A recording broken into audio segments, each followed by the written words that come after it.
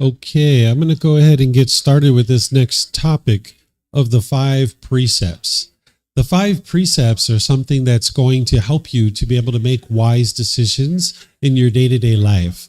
That these five precepts are five impactful decisions that you could make either wisely or unwisely.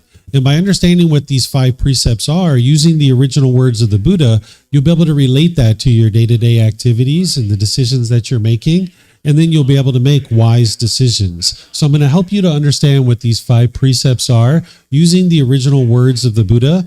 And then I'm going to show you how to relate it to your day-to-day activities on a daily basis. And just like always, you guys can ask whatever questions you like here at this class. You guys can use the microphones, and then online, you guys can put your questions into Facebook, YouTube, or Zoom. So I'm going to use the original words of the Buddha to be able to help you understand these. Now, sometimes when people are learning things like the five precepts, they might have been taught that the Buddha shared no killing, no stealing, no sexual misconduct, no lying, and no intoxicants. This isn't actually true. This sounds like rules and commandments. And when people study these things, they actually might think of the teachings of the Buddha as rules and commandments. But what he's really doing is he's helping you cultivate this wisdom. Like we shared in that last talk, that you need to get to wisdom. You need to be able to see the truth. And these five precepts are teachings that you can independently verify and see the truth in them. And what he's helping you to be able to cultivate wisdom about is this natural law of Kamma. So the five precepts aren't rules or commandments. They're not black and white. You're going to see that today, that there's this large gray area that you need to be able to learn how to navigate. So he's teaching you this cause and effect, or this action and result, the results of your decisions. That whenever you make decisions wisely or unwisely, you're going to experience certain results. And when you have craving, anger, and ignorance in your mind, you're going to tend to make unwise decisions. But what these five precepts are meant to do is help you to cultivate wisdom and get rid of your craving, anger, and ignorance so that you can make wiser and wiser decisions, experiencing more and more improved results. So he's helping you to awaken to this natural law. So whenever I teach the five precepts, it's important to understand that I'm not here to try to convince you to do any particular thing. You are an adult. You can make your own decisions in life. But what I'm here to do is help you to see this natural law. And I'm going to walk you through this in a way that you can learn with the original words of the Buddha. And then we're going to relate it to day-to-day activities and decisions that you make on a daily basis. All right, 1 second. I need to just share for the people on Zoom the slides here.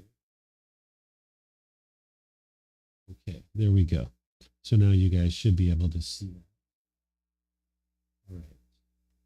Okay, so the first precept that the Buddha shares here, these are his original words. He says, abandoning the taking of life, refraining from taking life, without stick or sword, diligent, compassionate, trembling for the welfare of all living beings. So whenever you're studying the teachings of the Buddha and you're studying his words, if there's anything that you come across that you're not sure what he's describing, or maybe you're not sure if your understanding of that thing is the same as the Buddha's, it's important that you peer into it. So when you look at this type of teaching where he's talking about living compassionately for all living beings, you need to know what compassion is. Compassion is the concern for the misfortune of others. That's what compassion is. And then you also need to know what is a living being, because you can't assume that you know what is a living being. You need to know with wisdom so your mind is unshakable. So the Buddha teaches something called the five aggregates, which helps you to determine what is a living being and what isn't a living being. I'm going to share this with you, and this is a teaching that you can independently verify because it's held up for 2,500 years, this definition of what a living being is. You might think of the five aggregates as the five criteria or the five elements, or things like this. This is the five criteria that makes a living being a living being. So the Buddha shares that a living being is going to have physical form. Physical form, you know you're a living being, so you can independently verify this, right? You're going to have physical form. Then the second one is that a living being is going to have feelings, pleasant feelings, painful feelings, and neither painful nor pleasant. So you know that you're an actual living being. Then there's perceptions. What perceptions are your views and opinions about the world. You know you have those, right? Then there's volitional formations. What those are your choices and decisions. A living being is going to have free will. They can make their own free will decisions. Then the fifth aggregate, or the fifth criteria that makes a living being is that they have a consciousness or a mind. So there's form, physical form, feelings, perceptions, which are views and opinions about the world, volitional formations, which are choices and decisions, and then a consciousness or a mind. Every living being is going to have all five of these aggregates. So you can look at living beings like squirrels, rabbits, birds, snakes. They all have all five of these aggregates. But you're not interested in stopping your investigation there to be able to determine if this type of teaching is true or false. You would like to take something that you know is not a living being and apply it to that. So let's take this chair that I'm sitting in. Does this chair have physical form? It does, right? Yeah, it has physical form. Does it have feelings? Is it sad that it's got this big heavy guy sitting on it? It's not sad about that, right? Does it have perceptions? Does it have views and opinions? Is it like, hey man, you're too heavy, you need to get off of me, right? It doesn't have perceptions, right? Does it have volitional formations? Does it make choices and decisions? Can it choose to pick itself up, walk down the street and put itself back down? It can't do that, right? And it doesn't have a mind. It doesn't have a consciousness, right? So we can see that this is not a living being through the five aggregates, because this is what you would ultimately like to be able to understand this precept. Because what the Buddha is teaching you is to not cause harm through killing a living being, but you need to know what is a living being. And it's not black and white by the time we start talking about this in more detail. So the five aggregates are something that you ultimately need to understand and practice and ultimately independently verify so that you know how to determine what is a living being and what isn't a living being. But in the meantime, you might use something like this, that if a being comes from an egg, a sperm, and it has a consciousness, it's a living being. But this isn't the natural law. That's why the Buddha taught what he taught, because that's the natural law. That applies in all situations. This particular shorthand thing that I'm giving you here, it only applies in about 99.999% of the situations. There's some living beings that don't come from an egg and a sperm, but they all have a consciousness. Okay, so this can kind of help you for now and as you're learning the five aggregates. So we can see from understanding this definition of the five aggregates that things like plants and bacteria, viruses, things like this, these are not living beings. And the challenge is because of the lack of wisdom in the unenlightened state, that we will tend to use language and vocabulary in ways that is not actually accurate, that's not truthful. We might say, don't kill that plant. Or you might say, I'm going to kill this bacteria in my body, and I'm going to take this antibiotic and kill this bacteria. Or I'm going to kill this virus that's on the counter by using this particular spray. You're not actually killing the plant. You're not killing the bacteria.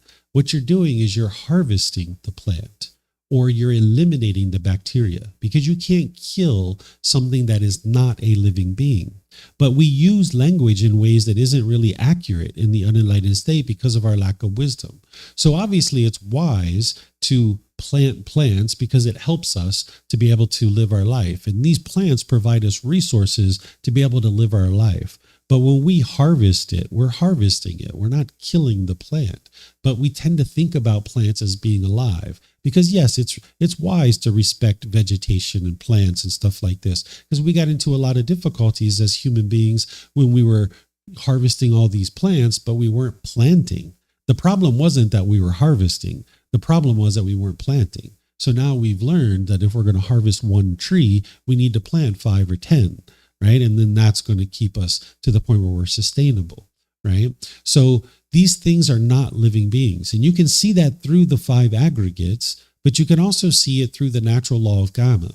Because anytime you're causing harm to a living being, harm is going to come back to you. So if you're killing a living being, there's going to be harm that comes back to you as a result.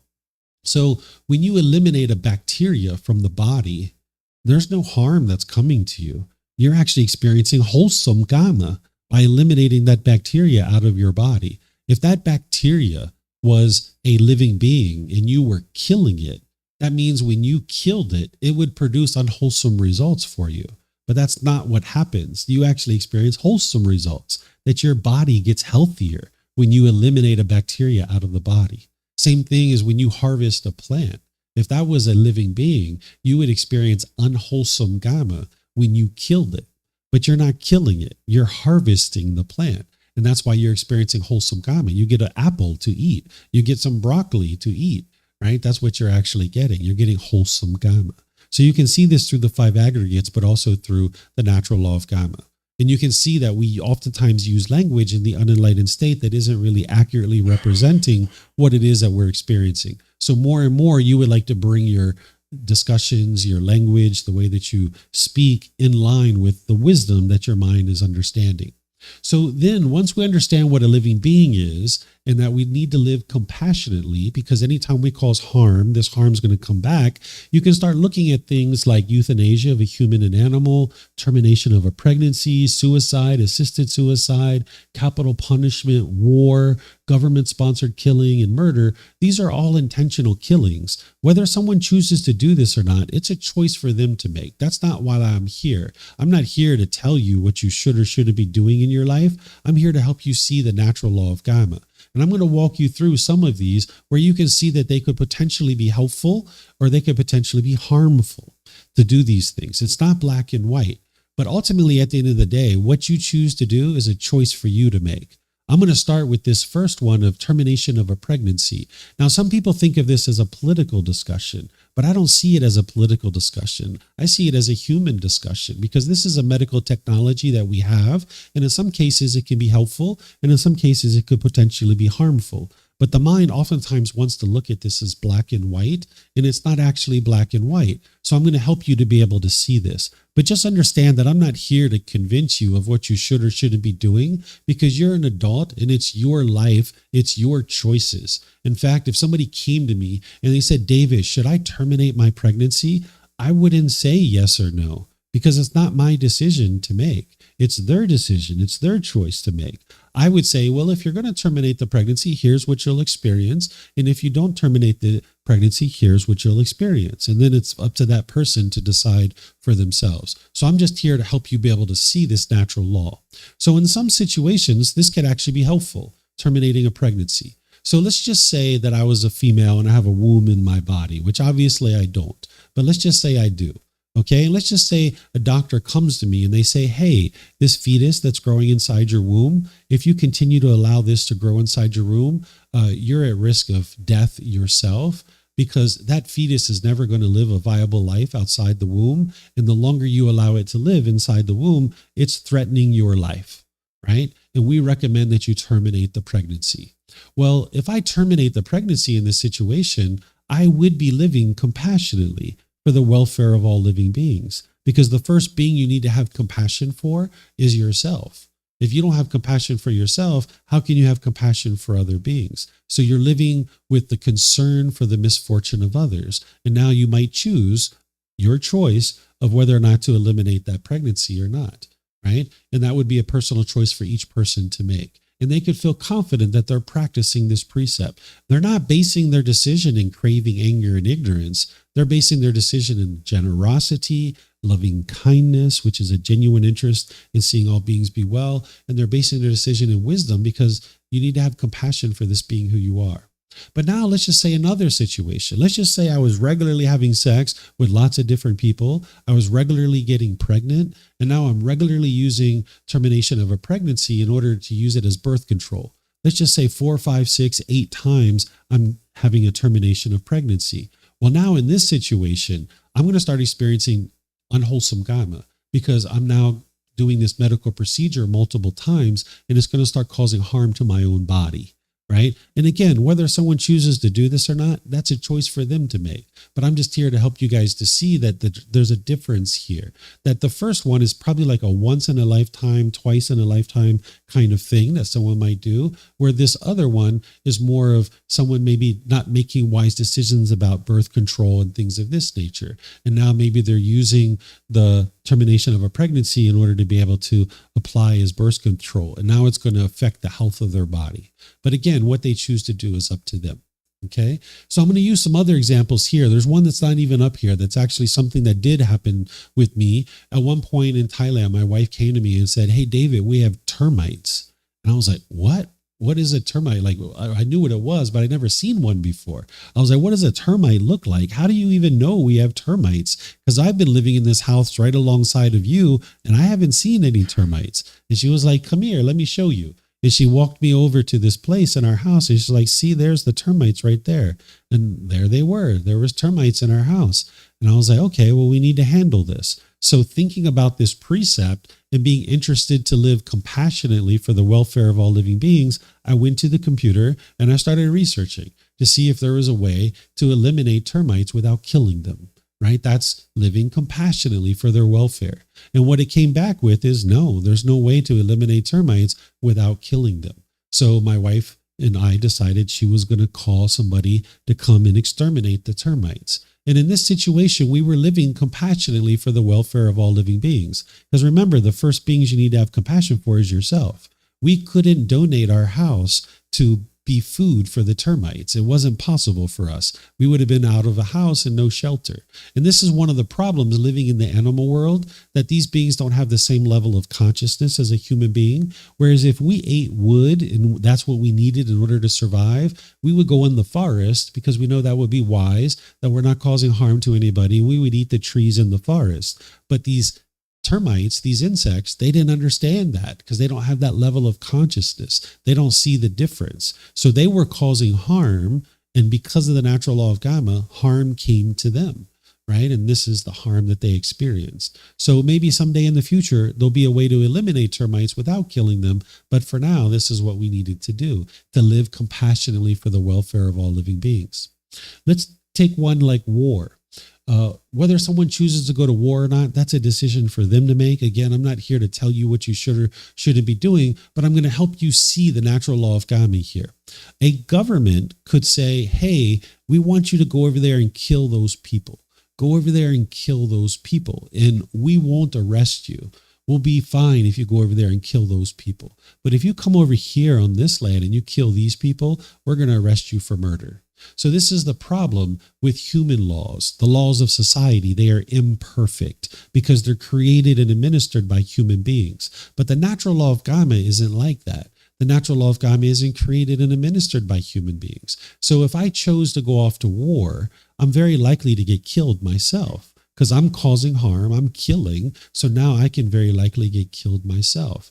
Or I could get some kind of injury, some lifelong injury. Or maybe I get addicted to drugs and alcohol or something like this. And now when I come back to my homeland, now I might have difficulties reintegrating into society, getting a home and securing housing, securing employment. Oftentimes soldiers who come back from war, they commit suicide. This is the natural law of Kamma, of cause and effect. Based on our choice to go off and kill, now when we come back home, we have a lot of difficulties with that, right? So this isn't the laws of society. This is a natural law that's functioning at a much higher level than the laws of society. So a government could tell us, go over there and kill those people. We're fine with that. But if you come over here and kill these people, we're going to arrest you for murder. But you need to understand the natural laws so that you can make wise decisions in your life, understanding that you can't run and hide from this natural law. If you go off to war, you can potentially experience these types of things that I just mentioned. Okay, so there's plenty of intentional killings, and you're going to need to look at these on a case-by-case basis. The teachings of the Buddha aren't a decision tree. It's not if this happens, do this, and if this happens, do that, because that would be a permanent answer for every single situation. And we understand the universal truth of impermanence, that each situation is different. There's different variables. And that's what the Buddha is teaching you, is to move to this higher consciousness where you can think through the decisions that you're making based on the teachings that he's providing you. So each situation is completely different, and only you are going to be able to come to that decision that's best for you. So you're going to need to look at each situation differently. And sometimes students come to me and ask for help. And sometimes students have asked me questions like this about a DNR. I don't know if you guys know what this is. This is a legal document that you can put in place that leaves guidance with your family members that says that if this body dies, do not use medical technology to bring me back to life. Do not resuscitate this body, right? And sometimes students say, I have one of these. Am I practicing this precept? And the answer is yes, because you haven't intentionally killed anybody. That you're saying, hey, I'm comfortable with death. That if this being dies, you don't need to bring me back to life. So if somebody chooses to have a DNR, they are practicing this precept. And then sometimes people ask me about defense and protection. Like, let's just say you're in your house sleeping at 2 a.m. in the morning, and someone breaks into your window in your house. Well, they ask for guidance on what they should do. What I suggest people do is first, you need to understand if someone's breaking into your house through the window at 2 a.m. in the morning, they're not bringing you chocolate and flowers. That's not why they're there. They're there to do harm, right? That's what they're there to do. And you need to understand that. And if you can, I suggest you get out, because if you can get out of the house, you can go to a neighbor's house and you can call the police. They have the equipment and they have the training to be able to deal with this situation. You don't necessarily have that. If this person wants to break something, if they want to destroy something, if they want to steal something, so be it. At least your life is safe and you're out the door. But remember, this isn't a decision tree that if this happens, do that. Because in some situations, it might not be wise to go outside. You could look out your window and there's a gang of people outside. Unwise to go outside, right? Or maybe you look out your window and there's a natural forest fire that's taken over and engulfed the whole community. And now people are going around looting. And it maybe is unwise for you to go outside, perhaps, right? So you need to look at each situation uniquely, moving to this higher consciousness and decide what would be wise based on the variables. So if this person has you backed up in the corner and they have a gun or a knife or a baseball bat, it wouldn't be living compassionately to just stand there and let this person stab you with the knife, because you're not living compassionately for this being who you are. So if you need to cause harm to this being to stop the harm that's coming at you, that's fine, right? You're going to be able to experience wholesome results because you didn't go out intentionally looking to kill somebody. That would be craving anger and ignorance. You're walking down the street with your gun, with your knife, actively looking to kill somebody. That's going to produce unwholesome results for you. When you're just sitting in your house, minding your own business, and somebody shows up to do some harm, and now you're practicing loving kindness for this being, and you're practicing wisdom, and you're using the least amount of harm as possible to stop this harm coming to you, this is going to produce wholesome results for you. So that's what you would like to be able to do in those kinds of situations. Then sometimes people ask me about consuming animal products and maybe going vegan and whether or not this would be wise. Well, if somebody chooses to do that, it will surely help them. But whether you choose to do it or not is a choice for you to make. When you're ingesting animal flesh, you're actually contributing to the death of another being. And when you're eating that animal flesh, you're not just eating the animal flesh, you're eating drugs, hormones, and toxins as well. That they've done research on this, that they've taken, wild fish out of wild running streams and they've tested the animal flesh.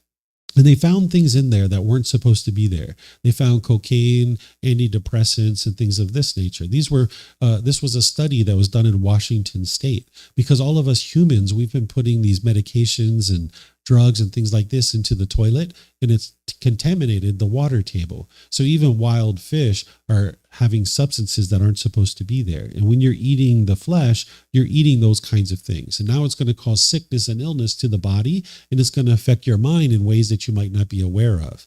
At one time, human beings were all plant-based eaters. Scientists tell us this. But remember, you're not interested in believing anybody about anything. You need to see independently verifiable proof that this is true.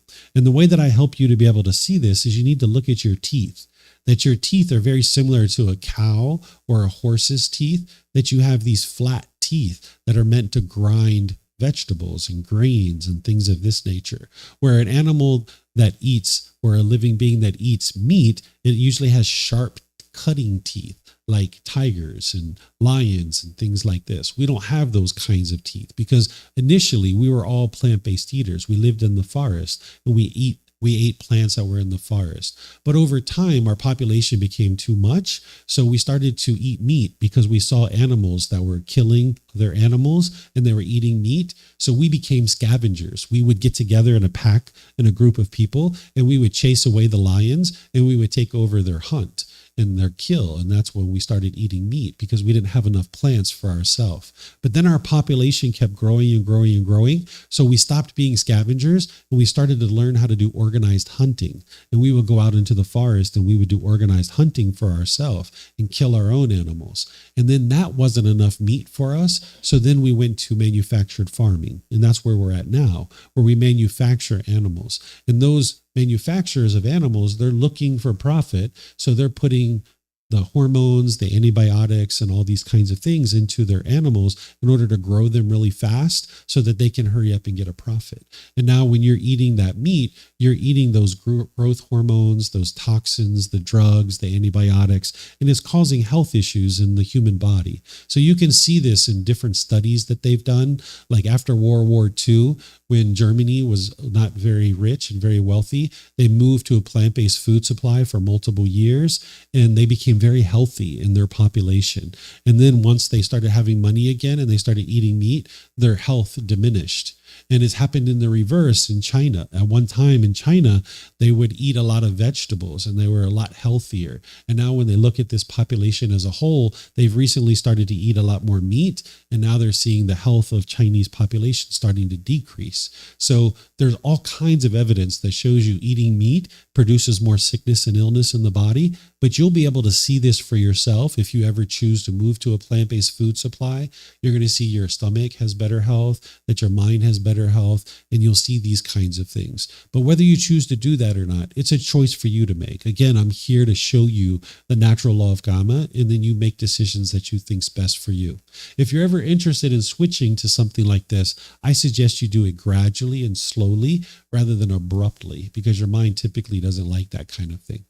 So do you have any questions on this particular precept, the first one? Yeah, please help yourself.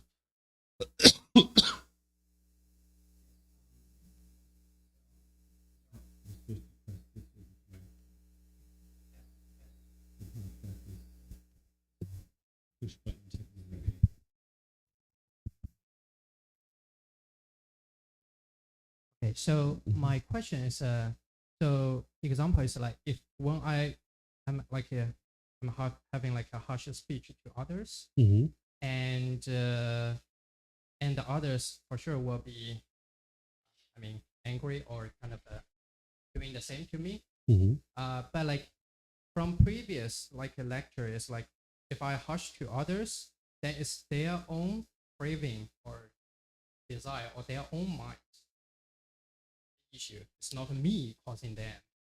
Then what's my problem of like having a really bad or harsh? Yeah, so when you have harsh speech, it's going to potentially trigger the cravings in the other person's mind. And now they're causing their own anger, but they don't realize that because they don't necessarily know the Four Noble Truths. So one of the things the Buddha is doing is he's teaching you how to get to peace and joy. And he's also teaching you how to associate with people who are unenlightened. Because if you go around being bitter and harsh and hostile to people, well, there's anger in your mind, and now you're going to damage your relationships because other people are going to have a craving in their mind for you to be polite, kind, friendly, and respectful. And when you aren't that way, they're going to get angry. They're not going to realize that they're causing their own anger, and now they're going to push you away. They're going to be bitter, harsh, and hostile to you, and they're going to put their expectations on you and try to control you.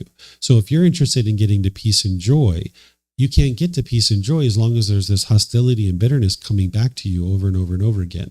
So if you keep putting out bitterness and hostility, it's just going to keep coming back to you over and over and over again. So one of the things that makes your life so peaceful as an enlightened being is that when you're practicing these teachings for an extended period of time, you'll see that all your relationships clean up.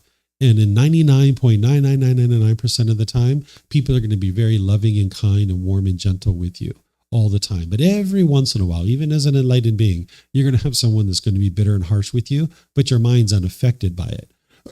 So the Buddha is teaching you how to navigate the world of unenlightened beings, and he's teaching you how to eliminate your anger so that you're not putting out anger, so anger is not coming back to you, but also so you're not triggering other people's minds, and now you can experience being around people who are peaceful and joyful. Got it.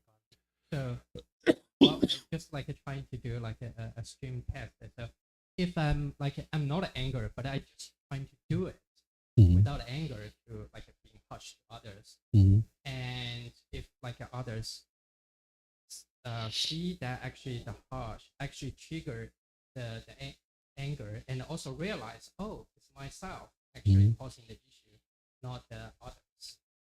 Then in this case, it's fine, right? You would be unwise to use harsh speech in any situation, the harsh speech is your tone, tempo, and word choice. You're going to need to pay attention to that. But because of your cravings, you'll find it very difficult to have gentle speech in all situations. And that's why yesterday I taught that mental discipline section of the Eightfold Path, because if you're regularly training your mind to gain discipline of your mind and control of your mind, you'll get to the point where you can be polite, kind, friendly, respectful, and gentle in all situations. But between now and when you get to that point, you're going to be experiencing times where you are bitter and harsh and hostile. And when you're doing that, it's producing unwholesome results for you. You're going to see that when you're bitter and harsh and hostile with people, they're going to be that way right back with you. So it's unwise to be harsh and bitter for any reason whatsoever. Thank you. You're welcome. You have a question? So for consuming animal product, what about like milk and egg? Since like they're not ending to like doing animal, how does the Buddhist like going toward them? Yeah, so it's the same thing, but it's never black and white, right? Because you've got to live compassionately for the welfare of all living beings. So let's just say somebody went in the direction of being vegan, and let's just say they were practicing not eating any animal products, including eggs and cheese and milk and things like this, for like 5 years. So they know they don't have any sensual desire for these kinds of things, and they've moved away from these products. But now let's just say 5 years into it, they're taking supplements, they're taking different things. But because of that, there's one particular vitamin, B12, that doesn't show up in plant-based food. There's only 2 plants that actually have it. It's like a really rare seaweed and some other product that has B12 in it. Well, if that's the case, this person, even with supplements, they might find that they're having a difficult time for their own health by continuing to just eat plants. And they might decide to start eating some eggs or cheese or things like this, where this can be living compassionately. So it's not black and white, where it's like everybody has to stop eating meat and animal products and you have to eat plant-based food. You would like to move in that direction, but realize that we are a generation that is moving to plant-based food for the first time in a very big numbers. And all of our bodies have pretty much eaten meat mostly in the past. And that means that as we're moving to plant-based food, we might find it to be challenging in terms of our own health to actually go 100% vegan. It might be that way for a few generations until we get to a point where more and more people are eating plant-based food. I have one particular student. She's never had a piece of meat or animal products ever, because when she was in the womb, her mom was vegan. And when she came out, she never had animal products, and she's eaten vegan her entire life. And she's in her 50s now. And she never takes any supplements or anything, and she can eat all plant-based food. But there's other people who start to switch to plant-based food who used to eat meat in the past. And now after so many years, they realize that they're having a B12 deficiency. And even with the supplements, they can't get it back up again. So they might need a little bit of eggs or a little bit of milk. And this is still living compassionately for the welfare of all living beings, because you need to start with yourself. But they're not making those decisions to eat eggs and cheese and milk based on sensual desire. It's based on wise decision making for themselves. They're practicing loving kindness and wisdom for themselves. So it's never black and white like this, and you need to look at each situation uniquely. Apologize, I'm still a little bit sick here. All right, so I don't see any other questions. So let's move to the second one. Here we go. All right. So this is the words of the Buddha. He says, abandoning the taking of what is not given, living purely, accepting what is given, awaiting what is given, without stealing. So this is pretty straightforward. He's teaching you that it's unwise to steal from people. He's teaching you to eliminate craving, anger, and ignorance, right? Because in order to steal from somebody, you'd have to have a certain amount of craving. I want that car, but I don't want to work for it myself. I want somebody else's car. And now when you take it, you're having ill will towards that being, because they can't go to work. They can't take their kids to school. They can't go to the store and get basic necessities to sustain their life. We've had ill will towards this person. And this is coming from ignorance. So here we're going to experience harm because we've caused harm. You can't cause someone else to be discontent, but you can cause them harm. Causing someone harm is to cause harm to their physical body, their material possessions, or their reputation. If you cause harm to someone's physical body, their material possessions, or their reputation, harm is going to come back to you. So by stealing, you're causing harm to someone's material possessions. And now they're not going to be able to use that item for their own needs, and they're going to need to acquire that item again. So harm is going to come to you as a result of stealing. We can also understand here that with this particular precept, that assuming something can be used or taken would be unwise. Like say, for example, I was a college student and I was turning in a paper, and my professor is out of the classroom and there's a stapler on the professor's desk. If I just walked in and grabbed the stapler and I started using it, and now the professor walks in, the professor is like, "Hey, what's going on? That's my stapler." And they're starting to get angry and frustrated. They don't realize that their own mind is causing that anger and frustration. And it was my choice that I assumed that I could use this thing without checking with the professor first. And now they get angry and frustrated. Of course, their mind's causing it themselves because of their own attachment, but it's my decisions that have led to this situation. And now they might be so angry that they give me a failing grade on that paper. Even if it's a great paper, they might fail me. This is the results of my decisions. Or maybe they fail me in the entire class. So it's unwise to assume that something can be used or taken. But this isn't black and white, right? Let's just say I'm out in my neighborhood, I'm out in the village, and I'm walking through the village and I see one of my neighbors doing some yard work and they cut themselves and they're bleeding profusely out of their arm, right? And then I see one of my other neighbors have a piece of fabric on their porch and I could wrap up a tourniquet and put it on their arm. Well, I'm not going to go over to their house and ding dong and just kind of wait for them to come downstairs. 2 or 3 minutes later, my neighbor's over here bleeding out to death. No, I'm not going to do that, right? I'm just going to take the fabric. I'm going to go wrap up the arm, get a tourniquet on their arm, call the ambulance, get them headed to the hospital.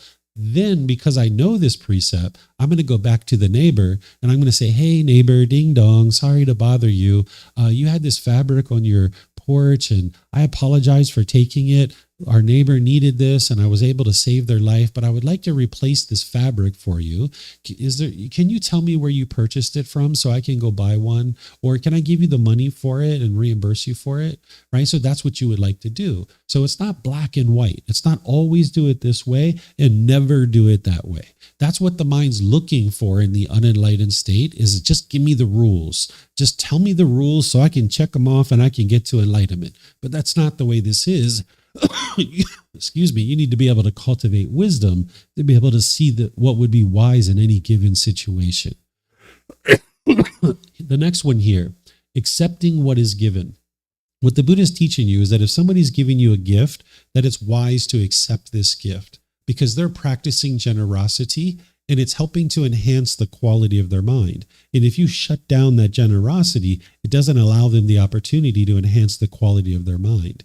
And if you do that enough, eventually people are going to stop practicing generosity with you.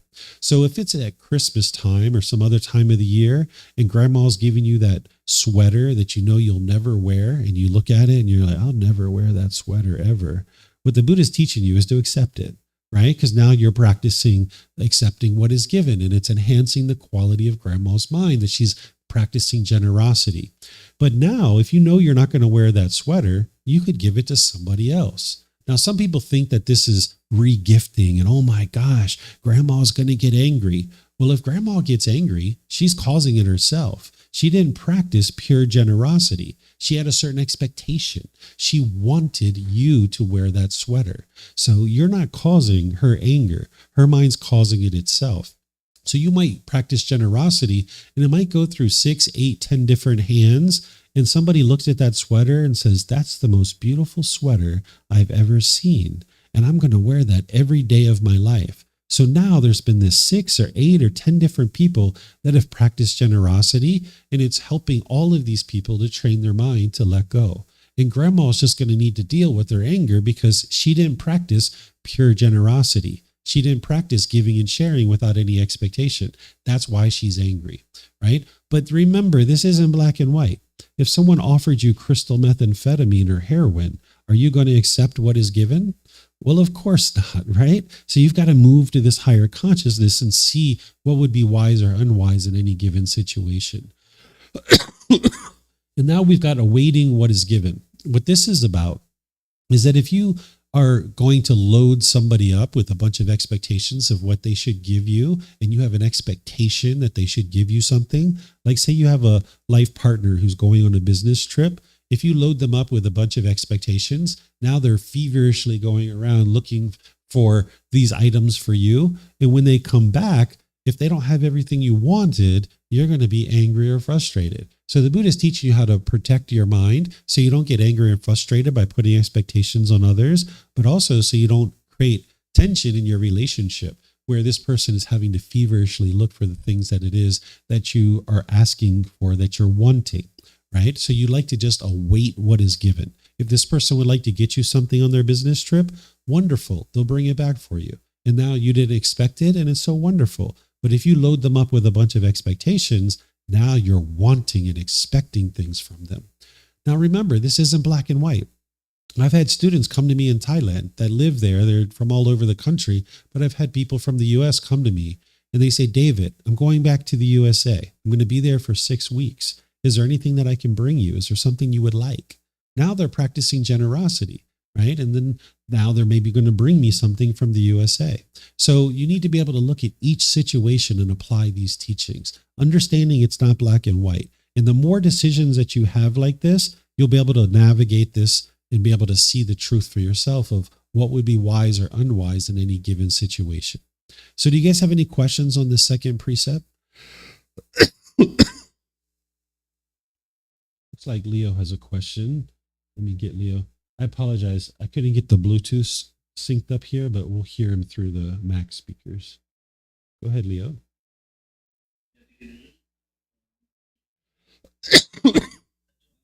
Because I'm looking for an apartment in Germany, in Berlin, and because I didn't have a really smooth income in the last months, often the people who sell the apartments, they want some kind of, they want to see that I got a certain income.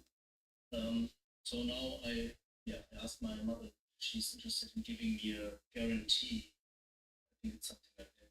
Call it a guarantee that if I don't have enough money, she would help me out. You know? So the person who is selling the apartment knows, okay, if he doesn't has enough money, the parents help or other helps. I wanted to ask this. I mean, I think it's. I learned that it's better to not ask as much from others, right? Yeah. What do you think in this situation? Yeah, what you could do is you could talk to your mom or your parents and say, hey, I'm looking to get an apartment in Berlin. And they're like, oh, yeah, really? That's great. I'm like, yeah, it looks like it's going to be a little bit challenging for me because I don't have anybody to co-sign and I don't have enough credit to be able to do this. And then you just tell them what you're facing. If they would like to offer you to be a co-signer, just let them offer it where you don't have to ask them. And then they're going to have to say, no, I don't want to do it, or yes, I'll do it, but I don't really feel comfortable doing it, or whatever. Instead, just let them offer it for you. That would be the best way. So just explain to them what you're experiencing. And then if they would like to offer their help, then they'll offer their help. Don't answer about that, or don't think about it to help me. You can say something like, especially since it's your parent, you can say, is this something that you might be willing to consider, or something like this? You can kind of lean into it like this, but you're not interested in being like super strong, like, will you do this for me? So you can just kind of lean into it. Sometimes that can be helpful. But you really would like to kind of like tread lightly with these kinds of situations because it can put strain in a relationship with somebody. And I think it really depends on how the relationship is, right? Because I know that my mother has no problem in helping me out here. So I just politely asked her, hey, you think you can help me with that? She said, yeah, sure, no problem. Yeah, if you have a relationship with someone, you oftentimes know them well enough, but you just need to make sure that you're not making any assumptions, because sometimes the mind's craving can be overpowering and you might assume things that this person's willing to help you when in reality they're not. Yeah. I would like also to ask another question about animal products. Sure. Yeah, you said that it's meat and so on, antibiotics, these kind of substances and so on. And it makes sense for me that it's unhealthy. What about these other products like milk, cheese, eggs? Are there also this amount of antibiotics? Or what about the health here? For example, I just eat a little bit of meat here and there again, but I would like to put this aside.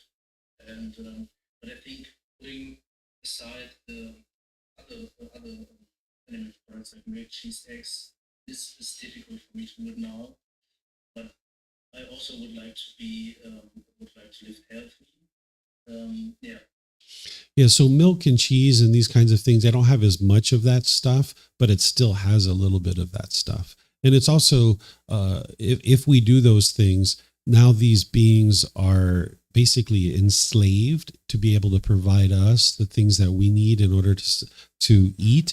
Where, like, if there was some living being that existed in this world, like say there was these big giants that were more supreme and more dominant than us, and they kept us in cages, and they were harvesting things from our body in order to be able to eat, we wouldn't stand for it. As human beings, we would figure out a way to rally and come together and overthrow these giants and get out of these cages, because we would think it would be unfair of them to be able to keep us in these cages. But we do it to animals. So if you're able to move away from that stuff and you can still maintain your health, it's best, because then you're not contributing to this type of environment. But as I just mentioned, that there's going to be some situations where people's bodies can't do that, and they're going to need a certain amount of eggs or cheese or things like this. And they're still ingesting the drugs and hormones and toxins and things like that, but it's not as a high of amount as if you're eating animal flesh. For example, in the workplace up now, started just now. They also provide lunch and dinner in the evening, and it's often with milk and animal products.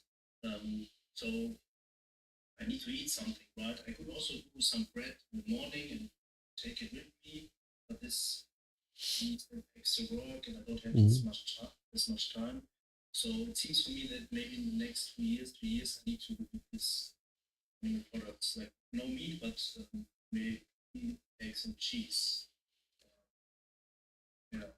That's where everybody's in their own journey on this path, and everybody makes their own decisions that they think is best for them.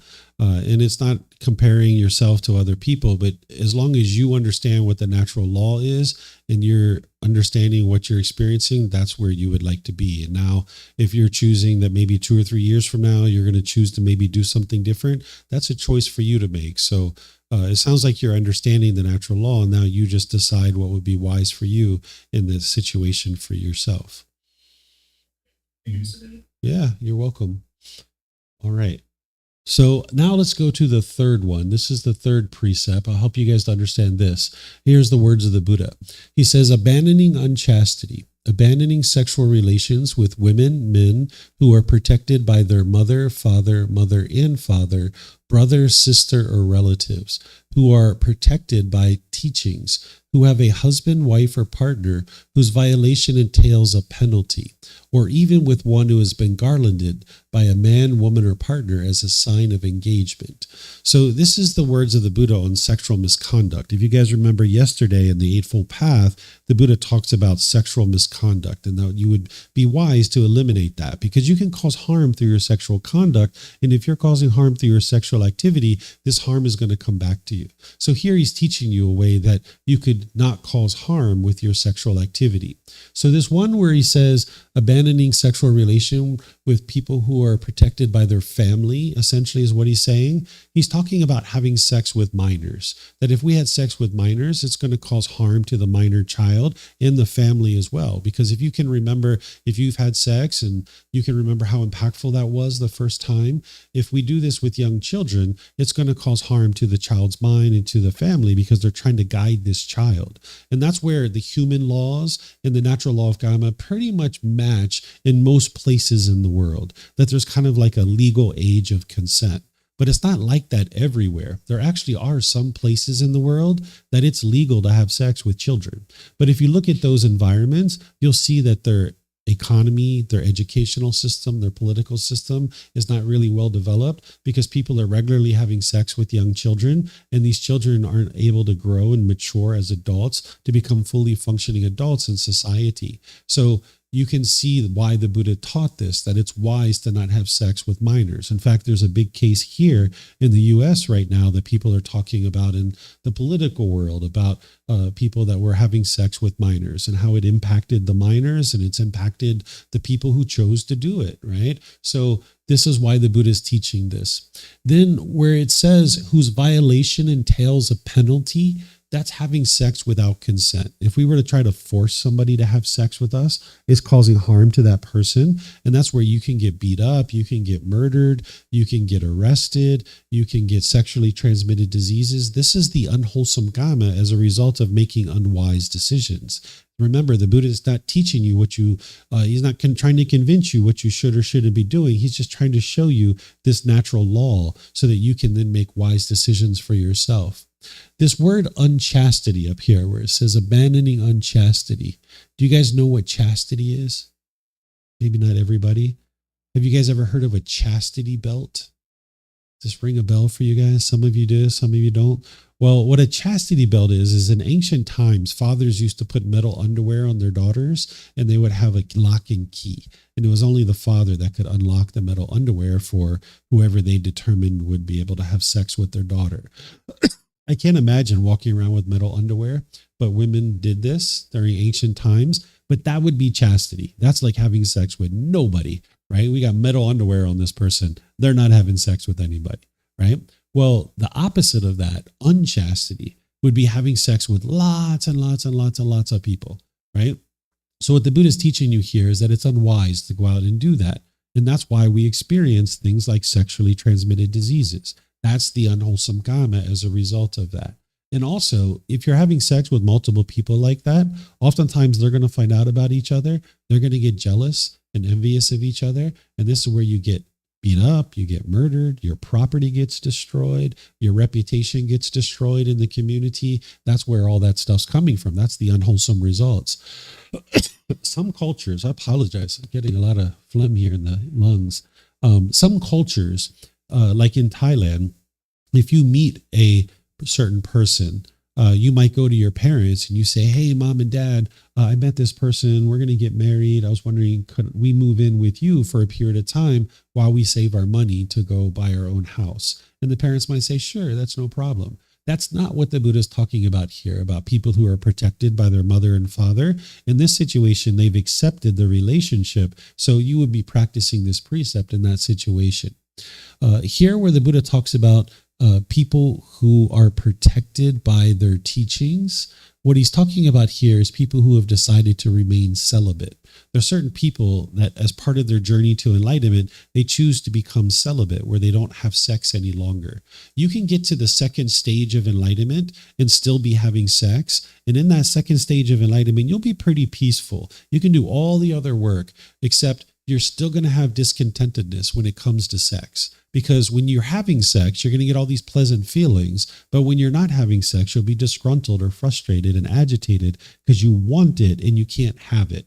So in that second stage of enlightenment, some young people, they will tend to work their way up to that second stage, and they will kind of hang out there for a while and kind of do all the other work on the path to enlightenment. And then at some point, 5, 10, 20, 30 years into it, they might choose to go the rest of the way on the path to enlightenment and actually eliminate sexual contact 100%, where then you're actually able to get to permanent peace and permanent joy. You can't get to permanent peace and permanent joy as long as you're having sexual activity, because when you have it, you're going to get excited and have pleasant feelings. And when you can't have it, you're going to be frustrated, irritated, or annoyed. Now, if there was a way to get to enlightenment while still having sex, I would have figured that out, and I'd be pleased to report that to all of you guys. But unfortunately, there's not a way to do that. But you can get to this second stage of enlightenment and kind of hang out there for a while. If you're having sexual relations and that's what you'd like to do, wonderful, do that. The Buddha's giving you guidance on how to do that in a way that doesn't cause harm. But there's some people that have chosen to remain celibate. And if you tried to lure those people away from their celibacy, it's actually causing harm, because the very best thing for that person would be able to get to enlightenment. If they got to enlightenment, that would be wonderful for them and all the people around them as well, because now they'll have the wisdom to be able to help those people. So in Thailand, they make this easy for you. The people who wear orange robes and shave their hair, they're not having sex. In Thailand also, people who wear white and shave their hair, they're not having sex either. I don't have sex any longer, but I don't wear white and shave my hair because I'm trying to advertise to people that I'm not having sex. That's not why I do it. But I just share this with you guys so that if you're in these kinds of environments, you kind of know, like, okay, if you're interested in having sex, you have sex with people who are interested in doing that.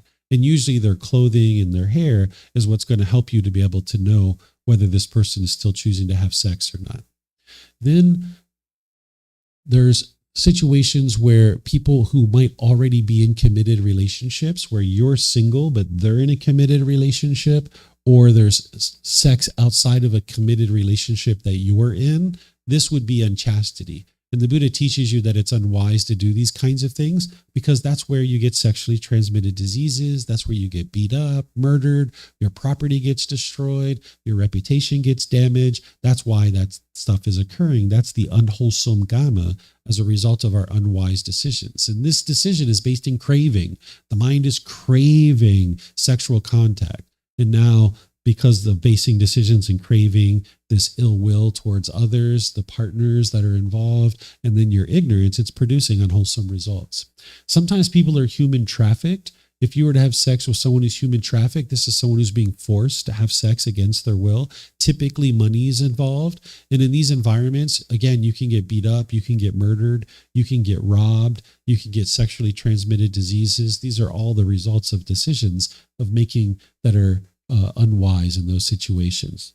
Then we've got some other things here to talk about too, is that sometimes there's paid sexual services where people are willingly doing this. And it would be unwise to have sex in those situations too, because again, in those environments, you can get beat up, you can get murdered, you can get robbed, you can get sexually transmitted diseases. So you would think about those kinds of things before you ever did something like that. Notice that the Buddha doesn't talk about same-gender relationships here.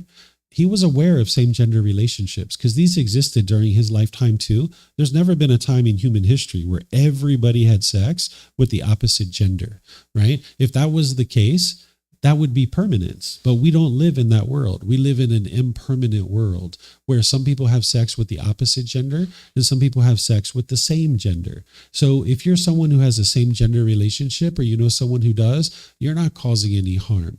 If people are getting angry because of your same gender relationship, their mind's causing that themselves. They have a craving for everybody to have sex with the opposite gender, but that doesn't happen. It's never happened since the beginning of time because of the universal truth of impermanence. Some people have sex with the opposite gender and some people have sex with the same gender. This is completely normal. And this is how wise this individual was. 2,500 years ago, he already understood that, where there's people today who don't actually understand that. So you can see how wise this individual is or was. So if you're someone or you know someone who has same gender relationships, this is completely normal. Same thing with transgender individuals. We can understand this through the teachings of the Buddha, that if the body is one thing and the mind is something completely different, the mind coming into the body can identify as a different gender as the sexual organs. If every single mind identified with the same gender as the sexual organs, this would be permanence. where some people, their minds identify with the same gender as the sexual organs, but other minds don't. That's impermanence. We can also understand it through the cycle of rebirth. If you understand the Buddhist teachings on this, that we've all been beings in the past, someone could have been female, female, female, female, female, and now that mind's ending up in a body that has male sexual organs, and their mind's identifying as a female. Completely normal, right? This is the universal truth of impermanence. This is the cycle of rebirth. And it can happen with other genders too, right? You could be male, male, male, male, male, and now you end up with a body that is female sexual organs. So people have a craving for everybody to identify with the same gender as the sexual organs. That's their craving for permanence. And when they don't get their craving met, they get angry. And where that's coming from is their ignorance, their unknowing of true reality. So you can see the teachings of the Buddha very clearly because it explains the world around you and what you're experiencing. So if you're a transgender person or you know somebody who is, it's completely normal. You're not causing any harm to anybody. And you can understand this through the teachings of the Buddha. Sometimes people ask me about masturbation because they've been taught maybe that, oh, you shouldn't do masturbate. It's all wrong. You shouldn't do this. So I'm going to help you guys to understand this as it relates to this precept, because you could actually use masturbation in a beneficial way that's actually helpful, but it could also be harmful as well. It just depends on how you're using it. If you're decreasing your central desire with masturbation, it's actually helpful. But if you're increasing your central desire, it's actually causing harm to your own mind. So for example, say somebody is listening to this and they are like, oh my gosh, I have 10 boyfriends. I have 10 girlfriends. I should bring this down to just one person. This is really unwise for me to have so many people. And now, because they have such a high sexual craving, as they're coming down to just one boyfriend or one girlfriend, they might use a bit of masturbation to be able to help them overcome that sexual craving. That's beneficial. That's actually helping them. Or say somebody has such a strong sexual craving, they have the desire to go out and rape somebody, but instead they decide to masturbate instead. This is actually helpful, right? They didn't cause harm to somebody through raping. Instead, they actually did some masturbation, and now that was actually helpful. But now let's just say somebody was masturbating maybe 10, 15, 20, 30 times a day. This is increasing their central desire, and now it's causing harm to their own mind. So you need to be able to look at this and understand it's not black and white and see what would be wise in any given situation. If you have a dam, which is a multi-million-dollar structure, and the water is building up on the dam, putting pressure on the dam, do you guys know what they do in order to protect the dam? What's that? Yeah, they open up the dam, right? And they let the water come out. They let the pressure come out, and that protects the multi-million-dollar dam. So it's the same thing when you're working with your mind skillfully, and maybe you're getting away from sexual craving, and maybe it's been 3 weeks, 4 weeks, 6 weeks, and you haven't had sex, and you're feeling all this pressure build up in your mind. You can release that with some masturbation. And now maybe you might go 8 weeks, 10 weeks, 12 weeks without having any sexual contact. So this is how you can use masturbation to be able to help you. Then sex with animals is one of the very few things that's black and white. I suspect if somebody did this, that it would cause that they would experience disease and illness because of it. Because sex with animals, they can't give us consent to have sex with it. So this would be unwise to do those kinds of things. And then sometimes an individual might have a craving for intimacy, but they can't find that with a real life partner. So they might turn to pornography in order to get that. And now when they're going into that world, their mind can get addicted to that. So if you've gone in that direction, you might notice that when you try to come back out of that and have relationships with an actual person, that the experiences that you have with sex never quite live up to what you were experiencing with this pornography during this fantasy world. So if you're interested in having sex or having intimacy with someone, I suggest you go towards an actual live person. Whereas if you go towards pornography, your mind's going to kind of get trapped in this fantasy world, and it's very hard to get back out of it. And then it's even hard for you to have satisfying experiences because it doesn't quite live up to what you were experiencing in this fantasy world. So again, whether someone chooses to do these things or not is up to them. But you'll notice if you get rid of this pornography, that your mind will become more clear. You'll become more focused. You won't have the agitation and frustration that you once had when you were involved in those kinds of things. So do you guys have any questions on this third one here? No questions? Okay, I don't see any online either. Okay, so now we'll go to number 4. This one's really straightforward. Here's the words of the Buddha. He says, abandoning false speech, refraining from false speech, a true speaker, one to be relied on, trustworthy, dependable, not a deceiver of the world. So this is exactly what you think it is. The Buddha is teaching you it's unwise to lie. Because when you lie, people are going to discover those lies. And it's going to damage your personal and professional relationships. And now when your boss is trying to staff a project, they're not going to think of you as trustworthy and dependable. And you're not going to get that career improving project that would be really helpful for you. So you would like to make sure you're not telling a deliberate lie, but you're also not interested in spreading unfounded conspiracy theories and things like this. Because sometimes people do that. They'll kind of spread things around that they haven't really verified themselves. So you would like to make sure that when you're speaking, you're always speaking the truth. Then you can be dependable, reliable, trustworthy, a truth speaker. People know that when you talk, you tell the truth. The Buddha understood this so well that I included this other teaching from another part of his teachings where he was teaching his son. Sometimes people think the Buddha left his family and never came back. This isn't actually true. He taught his wife, he taught his son, he taught his stepmother. There were other people in his family that were learning from him. This is him teaching his son that it's unwise to tell a joke that has a lie in it. If you can imagine this individual, the Buddha, who was teaching and he was sharing all these truths, but then on the side, he's lying about different things. People wouldn't be able to know if what he was teaching was true or false. They wouldn't know whether to trust his words. So the Buddha understood this precept so well that he didn't even tell a joke that had a lie in it. Now, you might not see a Buddha as someone who tells jokes, but I can assure you a Buddha is a person, a human being just like you and I, that getting to enlightenment isn't to just sit around and be solemn all day and be in meditation. Sometimes that's people's impression of what a Buddha would be or what an enlightened being would be, is just sit around and be solemn all day and serious. This isn't actually true. Enlightened beings are having fun. They're having way more fun than unenlightened beings, because unenlightened beings can only have fun if things are going their way and they're getting what they want. And then when they're not getting what they want, they're angry and frustrated. Enlightened beings can be happy and cheerful all the time, no matter what's happening. So an enlightened being will tell jokes. They just do it truthfully. So the Buddha told jokes. He just told truthful jokes. And these jokes that are truthful, it actually takes more work and effort to be able to develop those type of jokes. So people usually laugh at them more. Now, like I mentioned, you might not see a Buddha as a human being or a charismatic figure or somebody who has a personality, but a Buddha is a human being just like you and I. A Buddha will pick his nose, he might fart, he does all the same things that you and I do, right? Because how else can you get those boogers out of your nose other than to put your finger in there? They haven't invented anything else better than that ever since the beginning of humanity, right? So that's what people do to get those things out of there, right? And what do you do when you've got all that gas in your stomach? What's the best way to relieve it? Let it go, right? That's what the Buddha taught. Let it go, right? So a Buddha is going to do all the same things that you do as a human being. It's just that they're going to do things wisely and wholesomely. They're going to make sure that their mind is always peaceful and joyful because they don't have the causes and conditions that are producing these discontent feelings.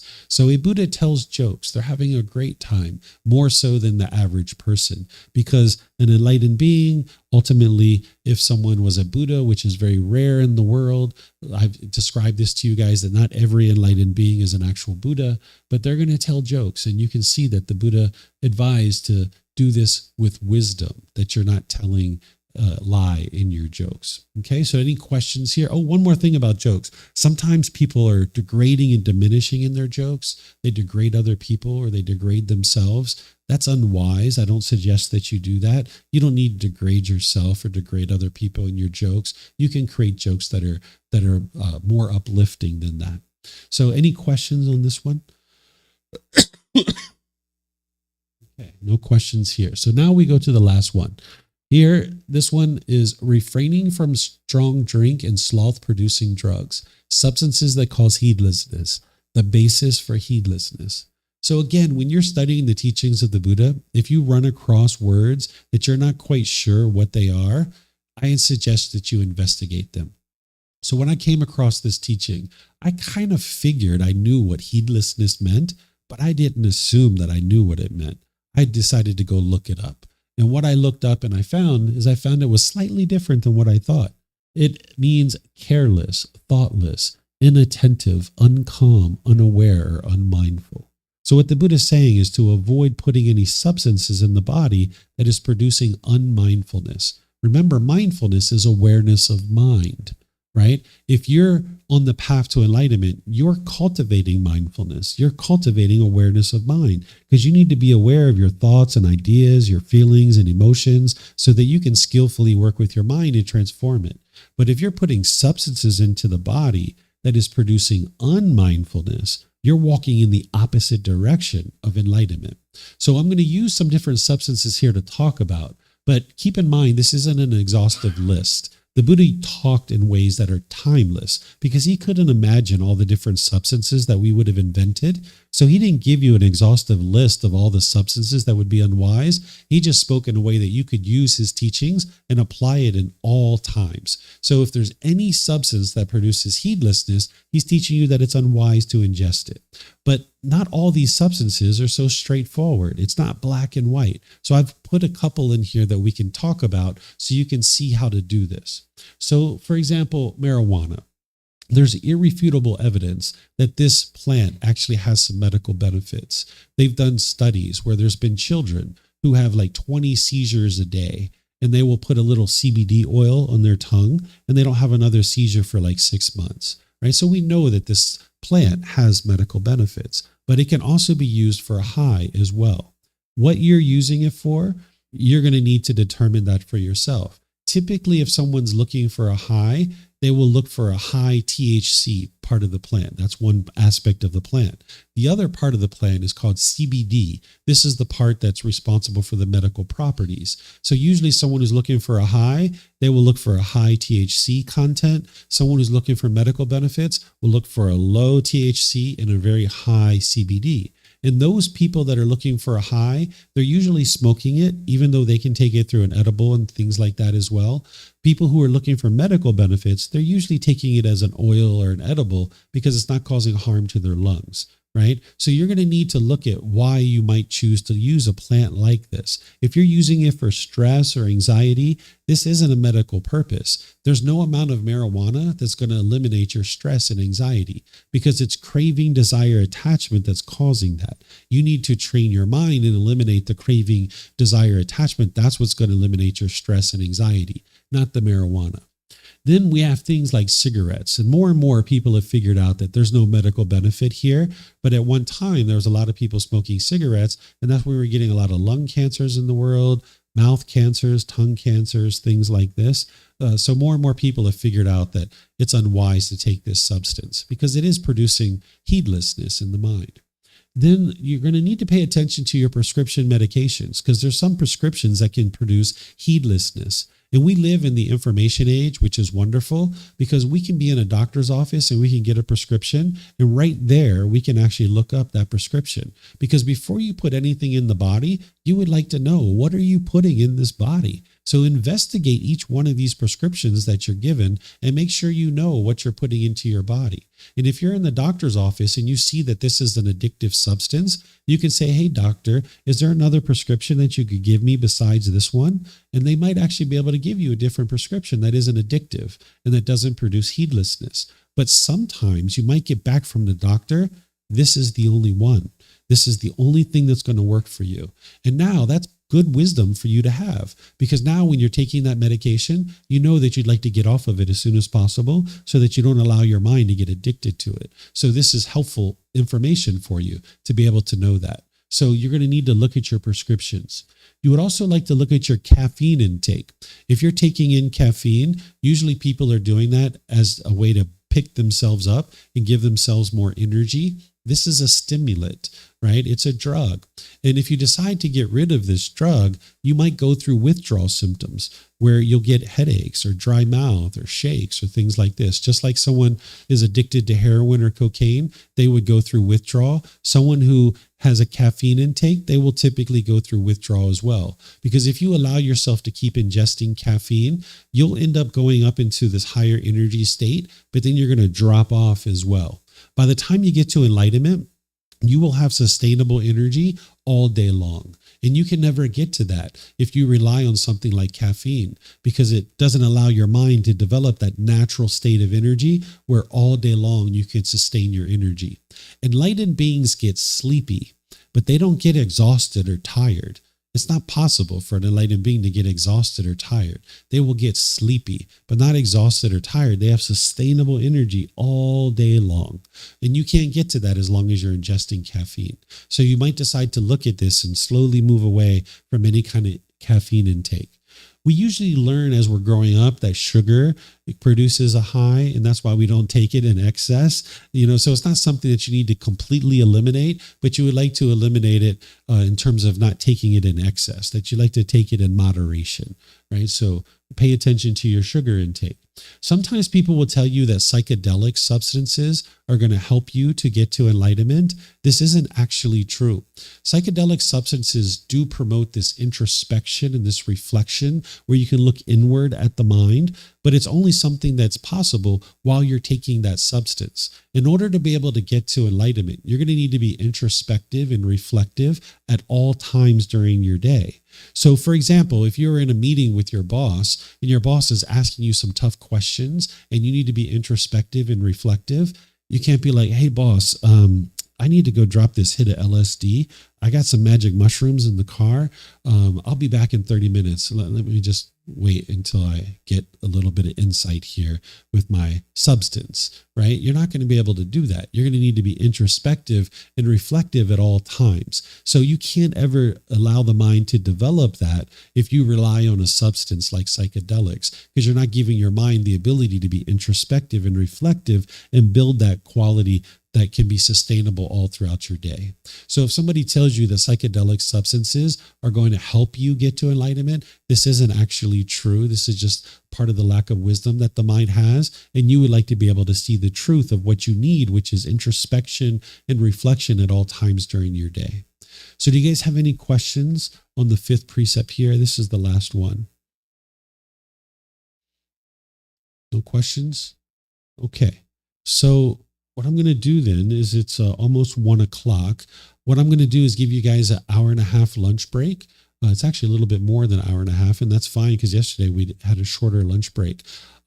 This afternoon, I'm going to be teaching walking meditation, which is a meditation that's going to help you if you have an overactive mind. If you're noticing the last thing you're interested in doing is being still and meditating, this is a great meditation for you to be able to do some intentional walking and meditating while you're actually walking. It's also helpful if you're falling asleep in your meditation. This can be helpful for you. So I'm going to start that at 2:30, which is a little bit more than an hour and a half from now. It's about an hour and 40 minutes from now. So at 2:30, I'm going to start that. It'll only take me about 10 minutes to teach it to you. And then we're going to actually do it. And you'll have the ability to practice it. And then we'll get together and have a nice little discussion. So whatever you guys do for lunch, have a wonderful time. And if I see you after lunch for the meditation, that'd be great. And then, of course, we also have the fireside chat this evening as well that I mentioned, if you guys would like to learn about the Buddhist pilgrimage tour that we went on. It's up to you guys. I have all of about probably 45 minutes of things to share with you guys, but you guys will probably ask me questions and be looking at pictures and we'll have a good time. We're just going to sit back and relax. It's going to be very informal. I'm not even going to live stream it. We're just going to sit back and probably even use the television rather than the projector. And depending on where people sit, we might use the projector. But it's just going to be an informal chat and kind of helping you guys to understand what a pilgrimage is, sharing pictures with you guys, telling you the things that we did and stuff like that. Mm-hmm. Yes.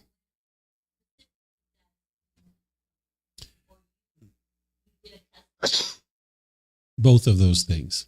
So I went to a tour company that does tours in India and Nepal, and I gave them a custom itinerary that I knew was important for us to do. And I asked them to make it possible for us to travel this route. And then they facilitated it. And I did all the Buddhist part of it, and they did all the logistical part of it. Mm-hmm. Yep. Yeah, you're welcome. All right, so enjoy your lunch, and maybe I'll see you guys afterwards, okay?